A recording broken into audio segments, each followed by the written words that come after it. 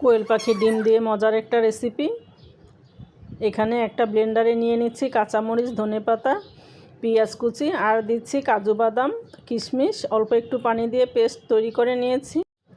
দিয়ে দিচ্ছি 1 টেবিল চামচ ঘি। ঘিয়ের মধ্যে ডিমগুলোকে দিয়ে আমি একটু লাল করে ভেজে নিব। অল্প একটু লবণ আর হলুদ দিয়ে এগুলোকে আমি ভেজে নিচ্ছি। ডিমগুলি আমার ভাজা হয়ে গিয়েছে। এখন আমি এগুলোকে উঠিয়ে নিচ্ছি। ওই ঘিয়ের মধ্যে পেস্ট করে রাখা মশলাটা দিয়ে অল্প একটু পানি দিয়ে ভালো করে কষিয়ে নিব। দিয়ে দিচ্ছি অল্প একটু লবণ। মশলাটাকে ভালো করে কষিয়ে নিচ্ছি। এখানে দিয়ে দিচ্ছি চিনি আর গোলমরিচের গুঁড়া। তারপরে এখানে দিয়ে দিচ্ছি ঘি দিয়ে আমি আরেকটু ভালো করে কষিয়ে ডিমগুলো দিয়ে দিচ্ছি। দিয়ে এখন আমি এখানে দিচ্ছি আধা চা চামচ জিরার গুঁড়া আর আধা চা চামচ গরম মশলার গুঁড়া আর অল্প একটু ঘি দিয়ে নেড়ে চেড়ে আমি উঠিয়ে নিচ্ছি।